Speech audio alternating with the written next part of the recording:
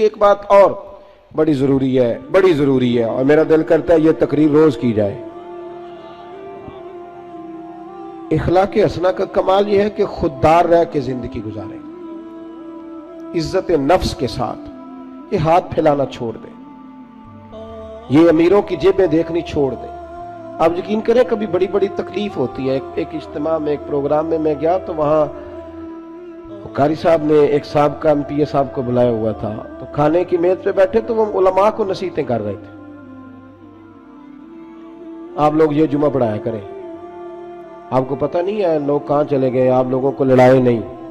تو میں اس لیے خاموش رہا کہ اب انہوں نے فنڈ بھی دیا ہوگا، علماء بیچاروں کی مجبوری ہوتی ہے، جیب سے کہاں خرچ ہو سکتا ہے، اتنے پیسے نہیں ہوتے، تو کسی جگہ سے اب وہ نصیحتیں کرنے لگ گیا، آپ لوگ ان کو جمع کریں۔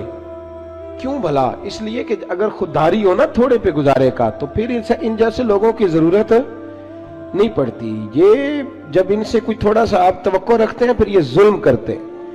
تھوڑی دیر کے بعد پھر کہنے لگا جی میں آپ کو مضمون دیتا ہوں اگلے جمعے کا، آپ نے اگلے جمعے یہ تقریر کرنی ہے، تو پھر میری بھی کئی دفعہ مجبوری ہے، کچھ رگیں ایسی ہیں جو نہیں سانس لینے دیتی، وہ رضا کے نیزے کی مار ہے کہ عدو کے سینے میں غار ہے، پھر کسے چارہ جو ہی کا وار ہے کہ یہ وار وار سے پار ہے۔ تو کئی دفعہ مجبوری ہوتی ہے نا، ایٹ سیٹ تے پکھڑا کوار گندل اسی اور بھی بوٹیاں جاننے ہیں، تو وہ مطلب اس نے سمجھا کہ سارے ہی ایسے ہیں۔ تو کہنے لگا جی پھر بولے آپ وعدہ کرتے ہیں، میں کہا چوری صاحب کی کم کر دے ہو، کہندہ پانڈے بنانے، میں کیوں ہی بنایا کرو تیان نال، یہ علماء کے معاملات میں مداخلت بند کر دے، آپ کو کیا پتا کیا موضوع بیان کرنا ہے، آپ علماء کو مشورہ دیں گے جائے کام کریں اپنا۔ کبھی کسی نے اٹھ کے پائلٹ کو مشورہ دیا ہے کہ جہاز صحیح چلا، اس کے پاس ٹریننگ ہے، وہ مرضی کرے گا، جس طرح کا اس کا دل کرے گا وہ چلائے گا۔ کبھی کسی نے بس کے ڈرائیور کو اٹھ کے مشورہ دیا ہے کہ یہ والا گیئر لگا، گاڑی یہ گیئر مانگ رہی ہے۔ آپ خدا کا خوف کریں، یہ 8 سال مدرسے میں پڑھا ہے، اس کو پتہ ہے اس نے کیسے کر کے دین چلانا ہے۔ اور علماء نے الحمدللہ علماء یہ جتنی آپ کو کہتے ہیں جی مولویوں نے کیا کیا ہے، تو میں نے کہا مسجدیں کم ہوتی ہیں، قرآن سنانے والے زیادہ ہوتے ہیں، یہ علماء کی محنت ہے اللہ کے فضل سے۔ ہر مسجد میں اذانیں ہوتی ہیں، جمعے کا خطبہ ہوتا ہے، یہ علماء کی محنت۔ اور پھر میں نے ان سے قبلہ سے بھی عرض کی، میں نے کہا چھوڑ دے آپ ہمیں بلائیں، مسجد والا سپیکر چلائیں، اب کوئی بندوبست نہ کریں، آپ مسجد کی چٹائیاں بچھائیں، ہم کو محتاج ہے کہ ہمیں بہت زیادہ بندوبست ہوگا تو نوٹ گریں گے تو تب بھی تقریر ہوگی، یہ رسول اللہ کا دین ہے۔ اگر کفار مکہ کے مجمع میں کھڑے ہو کے اکیلے جناب ابو بکر صدیق مصطفیٰ کی شانیں بیان کر سکتے ہیں تو ہم بھی ہر جگہ کھڑے ہو کے بیان کر سکتے ہیں، کوئی ایسا مشکل کام نہیں ہے۔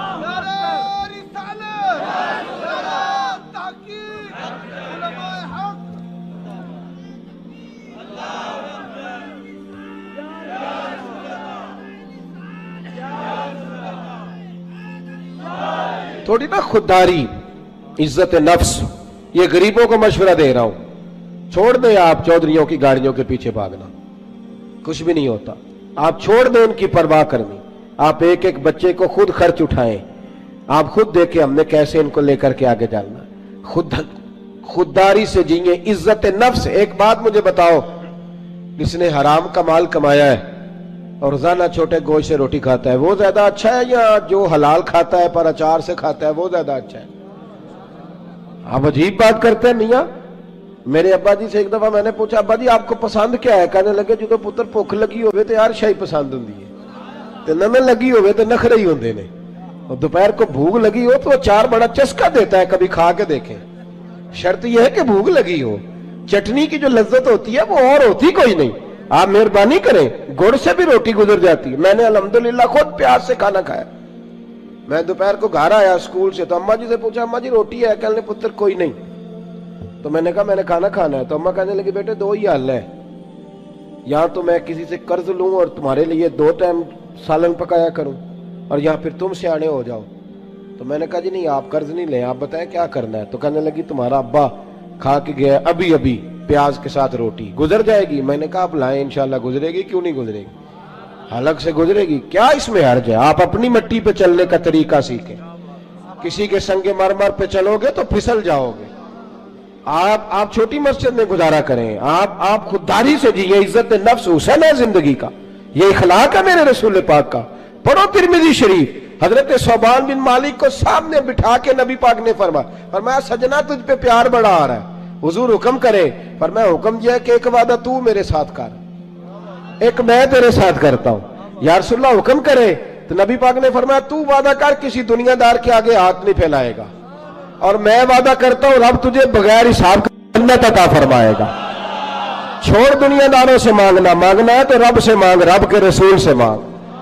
آپ یہ کیا بات کرتے ہیں بھائی؟ وہ ایک شاعر تھا نا, کبھی گزر رہا تھا پاس سے, تو یہ شاعر ناراض نہ ہو جائے, میرا بڑا اچھا شعری ذوق ہے. شاعر ناراض, کئی دفعہ شاعروں کی جو پوزیشن ہوتی ہے وہ قابل رحم ہوتی, وہ چادر سی اوڑھ لیتے ہیں بیچارے, اور سردیوں کی راتوں میں بھی چوکوں پہ بیٹھے رہتے ہیں. تو ایسا ہی کوئی شاعر بیٹھا تھا, تو ایک سیٹ گزرا تو اس نے 5 روپے نا پھینک دیے. وہ شاعر نے بلایا, اس نے کہا یہ کیا ہے؟ کہنے لگا جی وہ مسئلہ یہ ہے کہ آپ کی حالت بڑی عجیب تھی, تو میں نے کہا چلو خرچہ چل جائے گا. تو اس نے کہا اٹھا اپنے پیسے, میرا تو عشق میں یہ حال ہے, ورنہ میں کوئی سیٹھوں کا محتاج تو نہیں نا. اس نے ایک شعر کہا تھا, مجھے زندگی بھر رہ گیا, کبھی کبھی جب اپنی موج میں ہوتا ہوں تو اکیلا بھی پڑھتا رہتا ہوں. وہ شاعر اس سیٹ سے کہنے لگا یہ آرزو کرم اور میں آپ سے کروں, یہ آرزو کرم اور میں آپ سے کروں, یہ بھیک اس کو دیجیے جس کا خدا نہ ہو, یہ بھیک اس کو دیجیے جس کا خدا نہ ہو. ہارون رشید بیٹھے گزر رہے تھے تو حضرت بہلول دانا بیٹھے تھے, تو بہلول دانا زمین پہ بیٹھے, ہارون رشید ہاتھی کی سواری کر رہا تھا, لشکر تھا دائیں بائیں آنا جانا. بہلول دانا زمین پہ بیٹھے تھے, مٹی کے ساتھ کھیل رہے تھے. ہارون رشید آیا, السلام علیکم بابا جی کیسے ہو؟ فرمایا بڑا شکر ہے اللہ کا.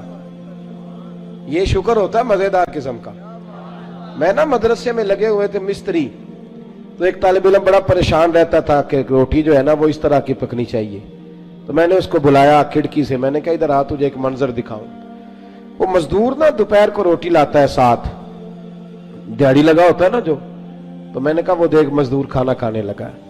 وہ اچار 2 روٹیوں کے بیچ رکھ کے لایا ہے, اور پھر ٹوٹیوں پہ بیٹھ کے اس نے ہاتھ دھوئے, پھر پانی کا گلاس بھرا, پھر اس نے جب روٹی کھولی نا تو وہ پونے کو بھی سارا اچار لگا ہوا تھا, اور پھر اس نے کئی دفعہ بسم اللہ پڑھی. اور پھر جب وہ روٹی کھا رہا تھا, روٹی کھا کے پھر اس نے پونا لپیٹا, اور اس کی آنکھوں میں ریت تھی, پر جب وہ شکر ادا کر رہا تھا نا, اور ہاتھ باندھ کے آسمان کی طرف دیکھ رہا تھا, تلفظ تو اتنا اچھا نہیں تھا اس کا, پر اس کی باڈی لینگویج کہہ رہی تھی جو بیان کر رہا ہے نا وہ روحوں سے بیان کر رہا ہے, وہ اندر سے آواز آ رہی ہے اندر سے. یہ 300 روپیہ شام کو مزدور کو دیہڑی ملتی ہے, تو وہ 3 دفعہ ہاتھ صاف کرتا ہے, پھر بسم اللہ شریف کہہ کے پکڑتا ہے. تو جو خطیب صاحب کہتے ہیں کہ وہ 35,000 اکاؤنٹ میں کرا دینا, انہوں نے تو کبھی بسم اللہ نہیں پڑھی. یہ جب آپ ایسے نوٹ پھینکتے ہو تو کبھی نعت خواہ کو دیکھا بسم اللہ پڑھتے ہوئے؟ سوال ہی نہیں پیدا ہوتا. اس کو تو پتا ہے کہ اب کون سا شعر ہے جو بار بار پڑھوں گا تو اس پہ نوٹ آئیں گے, اس کو تو پتا ہے. اور ساتھ یہ بھی کہہ رہا ہے کہ میں نبی پاک کے طرف سے آتا ہے تو کھاتا ہوں. تو یہ کیوں کہہ رہا تھا پہلے 25,000 بھیجو تو پھر آؤں گا؟ اس کی کیا ضرورت تھی؟ اگر تو حضور کے نام پہ کھاتا ہے نا تو پھر سیٹھوں سے سوال کرنے کی ضرورت ہی نہیں. مصطفیٰ کریم جب دیتے ہیں تو شان کے ساتھ دیتے ہیں, اور گھر بیٹھے بٹھائے بھی عطا کر دیتے ہیں, پھر ضرورت نہیں. بہلول دانا بیٹھے تھے تو ہارون رشید قریب سے گزرا, بابا کیا حال ہے؟ کہ بڑا اچھا. کہنے لگے بابا کوئی حکم ہی کر دے. تو بابا جی مسکرا پڑے, کہنے لگے تجھے کون دیتا ہے؟ کہنے لگا اللہ. تو فرمایا مجھے. کہا اللہ. تو حضرت بہلول دانا فرمانے لگے یہ تو نہیں نہ ہو سکتا کہ اللہ ہارون رشید کو دیتا جائے اور بہلول دانا کو بھول جائے, یہ تو نہیں نہ ہو سکتا. جا اپنا کام کر میاں, تو کس چکر میں الجھ گیا؟ خودداری سے جیئیں, عزت نفس, پھٹے کپڑے پہن کے گزارا کریں. خبردار, باوقار آدمی شاندار ہوتا ہے, باوقار آدمی شاندار ہوتا ہے. مجھے ایک بچے نے ویڈیو لا کر کے دکھائی, آپ یقین کریں میں آج تک اس بچے کو ڈھونڈ رہا ہوں.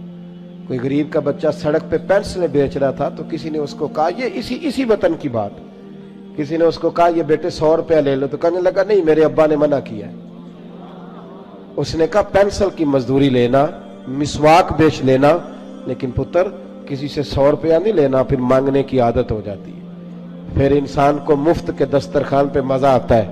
حضرت سالم بن عبداللہ بن عمر, جناب عمر کے پوتے, طواف کعبہ کر رہے تھے, بیت اللہ کا طواف کر رہے تھے. तवाफ करते करते खाना काबा के दरवाजे के सामने मकाम मुल्तजिम के पास खड़े हुए तो खलीफा अब्दुल मलिक बिन मरवान आ गया। अस्सलामु अलैकुम के बाद कहने लगा, हुजूर मैं गवर्नर हूं मक्के का, कोई हुक्म हो तो बताइएगा। तवाफ मुकम्मल हुआ, खाना काबा के गेट के कोई हुक्म?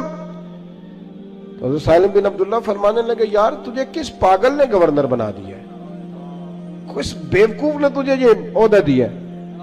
कहते मुझे भी कोई मर्द पहली दफा मिला था, मेरे पैरों तक पसीना आ गया, मैं खिदमत पूछने आया तो उन्हें क्लास लगा दी, किस बेवकूफ ने तुझे गवर्नर बनाया?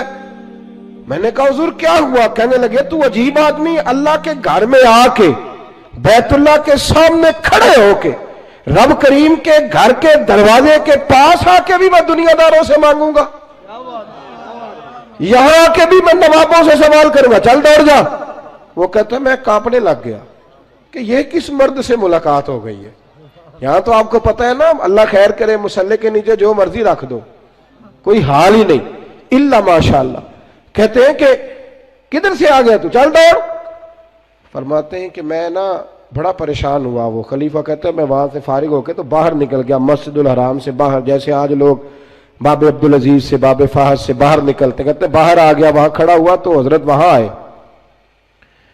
मैंने कहा हुजूर अब तो बैतुल्लाह सामने नहीं, अभी कोई हुक्म कर दें। तो मुस्कुरा पड़े, कहने लगे तुझे बड़ा शौक है तो बता, तुझसे दीन मांगू कि दुनिया मांगू? मैंने कहा हुजूर दीन तो आपके पास है, मेरे पास तो दुनिया ही है। तो हंसने लगे, फरमाने लगे दुनिया तो मैंने उससे कभी नहीं मांगी जिसने दुनिया बनाई है, मैं तो उससे भी उसके महबूब के दरवाजे की गुलामी मांगता हूं, मैं तो कभी उससे दौलत नहीं मांगने गया तो तुझसे मांगूंगा?